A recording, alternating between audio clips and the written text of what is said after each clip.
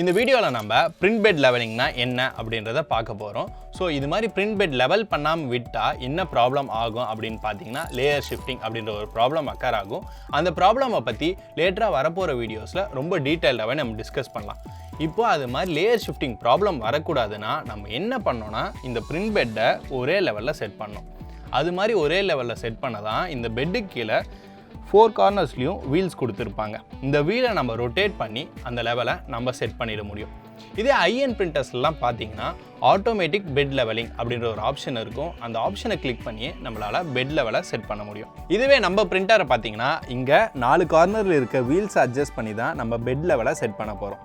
இந்த வீலை நம்ம clock wise rotate பண்ணும் போதெல்லாம் இந்த பெட் மேலே இன்க்ரீஸ் ஆகும். இதுவே ஆன்டி கிளாக் வைஸ் ரொட்டேட் பண்ணால் பெட்டோட லெவல் கீழே டிக்ரீஸ் ஆகும். இதே மாதிரி 4 சைடு இருக்க வீலை நம்ம ரொட்டேட் பண்ணி பிரிண்ட் பெட்டோட லெவலை செட் பண்ணலாம். இப்போது இந்த பிரிண்ட் பெட்டோட லெவலை செட் பண்ண நம்ம ஒரு ட்ரிக் இருக்குது. அது என்ன ட்ரிக் அப்படின்றத பார்க்கலாம் வாங்க. இப்போ நான் ஆல்ரெடி சொன்ன மாதிரி இந்த நாஸில் தான் நம்ம ரெஃபரன்ஸாக வச்சு 4 சைடும் தனித்தனியாக லெவல் பண்ண போகிறோம். ஸோ நான் ஃபஸ்ட்டு இந்த நாஸில் புல் பண்ணி எடுத்துகிட்டு வந்து இந்த வீலுக்கு ஸ்ட்ரெயிட்டாக வச்சிட்றேன். நீங்கள் புல் பண்ணி எடுத்துகிட்டு வந்த அப்புறம் இந்த வீலும் நாஸிலும் கரெக்டாக சென்டர் பாயிண்டில் மீட் ஆகுதா அப்படின்றத செக் பண்ணிக்கோங்க. இப்போது இந்த 4 கார்னருக்கும் ஒரே லெவல் செட் பண்ண நான் கரெக்டாக ஒரு பேப்பர் கேப்பை வச்சுக்கிறேன். இப்போ நான் இந்த பேப்பரை இந்த பெட்டுக்கும் நாசலுக்கும் நடுவில் ப்ளேஸ் பண்ணிவிட்டு கரெக்டாக இந்த பேப்பருக்கான ஸ்பேஸ் மட்டும் கொடுக்க போகிறேன். ஸோ நான் இதை கிளாக் வைஸ் ரொட்டேட் பண்ணி கரெக்டாக அந்த பேப்பருக்கான ஸ்பேஸ் கொடுத்துட்டு புல் பண்ணி பார்க்குறேன். கரெக்டாக அந்த பேப்பருக்கான ஸ்பேஸ் மட்டும் இருக்குது.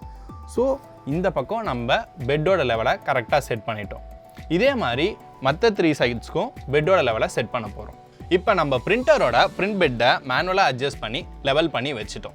ஸோ இது மாதிரி அட்ஜஸ்ட் பண்ண அப்புறம் உங்களோட பிரிண்டரில் மறுபடியும் ஆட்டோ ஹோம் கொடுத்து இனிஷியல் பொசிஷனில் பிரிண்டரை செட் பண்ணிவிடுங்க. நம்ம நெக்ஸ்ட் வீடியோவில் SD கார்டில் ஒரு 3D டிசைனை எப்படி காப்பி பண்ணுறது, அது எப்படி நம்ம பிரிண்டரில் பிரிண்ட் போடுறது அப்படின்றத பற்றி பார்க்கலாம்.